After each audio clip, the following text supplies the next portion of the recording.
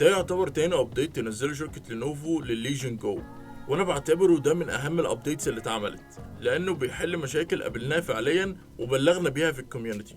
وفعلا المطورين كانوا مستمعين جيدين جدا، وعملوا ابديت جديد بنسخة 1.0.2.5. خلينا نشوف ايه الجديد اللي تم اضافته.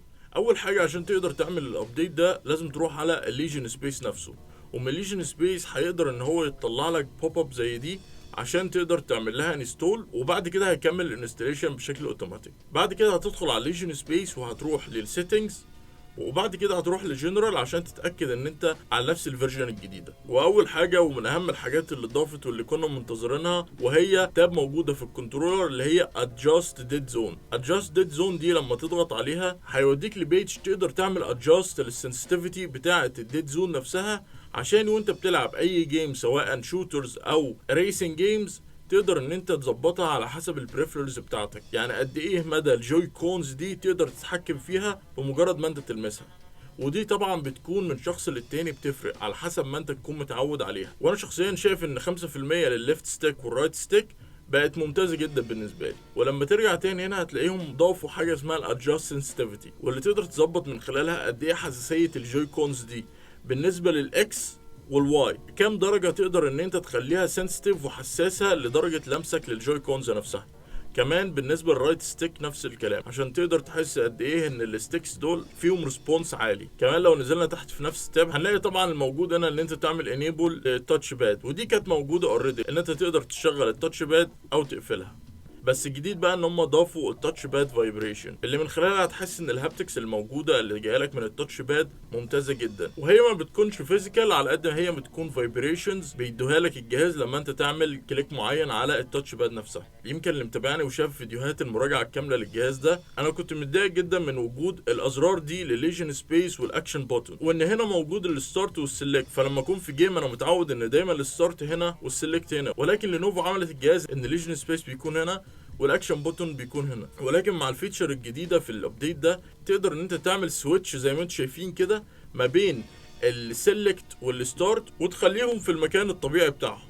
ودي ميزه كويسه جدا، وعاملينها لك كمان كانيميشن عشان تفهم الموضوع كويس، بمعنى ان الليجن سبيس نفسه اصبح موجود هنا، والاكشن بوتون اللي كان موجود هنا اصبح موجود في المكان ده. ودي طبعا حاجه هتكون فاميليار قوي بالنسبه لك وهتتعود عليها على طول، بالاخص اللي جايب جهاز جديد هيقدر ان هو يتعود عليها. بس انا عشان جبت الجهاز وكنت متعود على الازرار دي، فدلوقتي الماسل ميموري بتاعتي بس المتذكره ان هم مكانهم هنا. كمان واحده من المزايا الجديده ان هم اضافوا شورت كات جديده للاكس بوكس منيو. لما تدوس على الزرار الموجود هنا وتدوس على الليفت ستيك هيظهر لك هنا على طول المنيو بتاعه الاكس بوكس نفسها. ودي هتكون مفيده جدا لو انت في وسط الجيم وعايز تنقل لجيم تانية، او ان انت تقدر تنقل للاكس بوكس نفسه او للستيم ديك او اي منصه من المنصات دي. فده اختصار ممتاز جدا تقدر ان انت تستخدمه، وكمان بيقدر يوديك لهوم وتقدر تشوف معلومات كتير عن الجهاز نفسه، وتقدر كمان تقفلها بنفس الاختصار.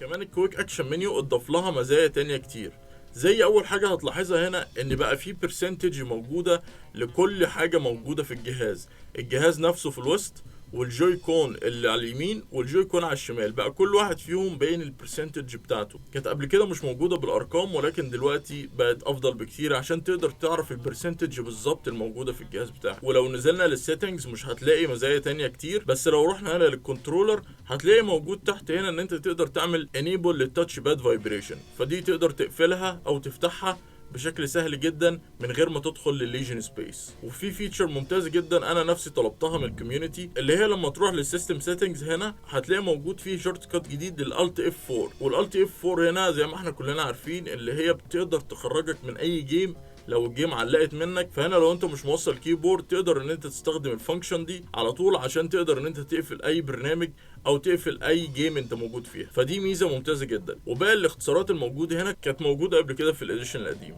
كمان دلوقتي اتصلحت ميزه كانت مزعجه جدا بالنسبه لي انا شخصيا وبالنسبه لناس كتير كمان، ان انت وانت وسط الجيم لو فتحت الاكشن منيو وضغطت على اي زرار من الازرار دي، اللعبه نفسها بتستجيب للازرار دي، فتلاقيك بتستخدم التاتش باد مثلا وتلاقي الجيم نفسها بتستخدم نفس الاختصارات اللي انت بتعملها. ولكن دلوقتي لما تفتح الاكشن منيو تقدر تستخدم الاكشن منيو بشكل منفصل بدون ما يأثر على الجيم نفسها، فده فيكس ممتاز جدا وفعلا كان هيفرق معانا. والابديتس دي زي ما قلت هتفضل تنزل، وتيم لينوفو عندهم خطة لمجموعة ابديتس موجودة هتنزل في سنة 2024 هتحل مشاكل كتير، وكمان هتضيف مزايا كتير زي ان انت تقدر تعمل ادجاست للكيرف بتاعة الفانز نفسها الموجودة في الجهاز، وان انت تعمل كاستم مود لكل جيم لوحدها. واللينكات بتاعة اللينوفو كوميونتي هسيبها لكم في الديسكريبشن عشان لو حابب تطلع عليها وتشوف الابديتس الجديدة بشكل مستمر.